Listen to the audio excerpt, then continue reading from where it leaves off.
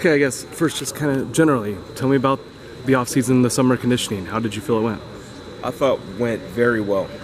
I think going back to January, there's been an incremental and very consistent progression and improvement amongst everybody across the team. I think the biggest growth, aside from the weight room, is how connected the team is. I think the locker room is in a really good place, and I think you have to win games in the locker room first before you can win in other areas. And I think that's where the biggest improvement of guys holding each other accountable, guys pushing one another. And I think it's been really good to see where the team is going. I have to ask you about Bruce Feldman's Freaks List. That's kind of like Christmas Day for football junkies. What do you think when something comes out and you have 3 players on it? Do you guys share that info? Does he kind of dig into it, or how does that all come about? There's some digging. There's nothing, I'm not going to go out and tout anybody or push anybody above anybody else, but the numbers are the numbers, and that's that's the effort and the work that guys have put in and they get noticed for, and it's pretty awesome. Is there a common thread among those 3 that you could kind of point to? I would say the consistency of their approach to training and their mindfulness to what they're doing away from the building, from a recovery, nutrition, sleep standpoint.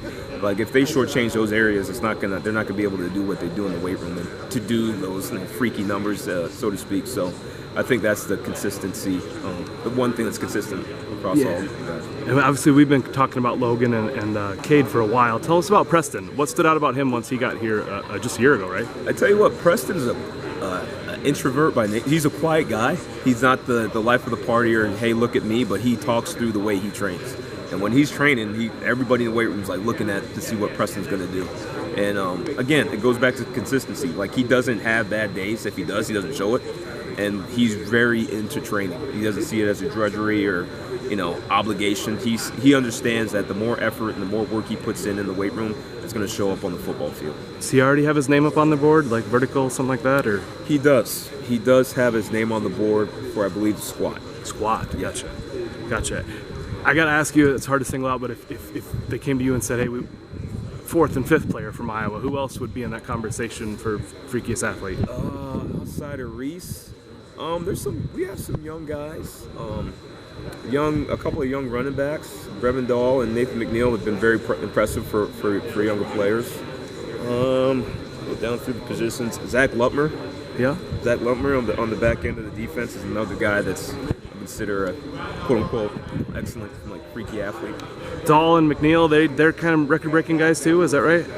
Yes. Vertical. Yeah, they're more in the speed on the on-field performance indicators, like their change of direction, their 10-yard sprint. With the 10-yard sprint, is it just 10 yards and you're done, or is it a 10-yard split type deal that It's you just test? 10 yards sprint. Yeah, and that's from a what static start. And that's what McNeil broke, is that right? Yeah. Yep. Best since in Kirk Ferentz era type thing? Yeah, I mean that's an all-time record, an all-time program record that he broke. What's that mean for you, kind of as a true freshman? I mean that type of explosiveness is already there, and you can mold for it. him, I think it should show him what he's capable of. Like he hasn't even been here for a full year yet. He's an early enrollee freshman, and to do that is very impressive. But he has to understand, and I think the team understands that the numbers are just numbers.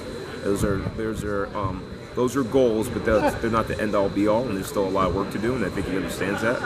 So it's a good achievement, but there's still more left on the table. Of course. Obviously it gets pretty competitive with max outs. Do you get competitive with miles per hours that you track and everything like that with the GPS? Yeah, that's one of the things that we highlight from week to week is the fastest, the Speed Hawks or the fastest guy of the week. And is it called Speed Hawk? Well, yeah. Yeah, a little bit? Yeah. And that's I like that because it forces a guy not to rest on what he did a week ago. Like you could have been the fastest guy in week 1, and then week 2 rolls around and everyone's gunning for you, and then you're not the fastest guy in week 2, and now you're pushing for week 3. So I think it's the motivational factor of trying to beat your teammates and competitiveness. Of course. Who's in that group, if you don't mind me asking? Who's I would say Lutmer's in that group. Dahl's in that group. Caden Weegan is in that group. So there's a couple guys that kind of jockey back and forth for fastest guys of the week. Okay. Tell me about your role in camp. How does it transition for you once you get into camp mode like this? So there's a downshift in terms of volume in the weight room during camp. The biggest thing is making sure the guys are ready to practice from day to day.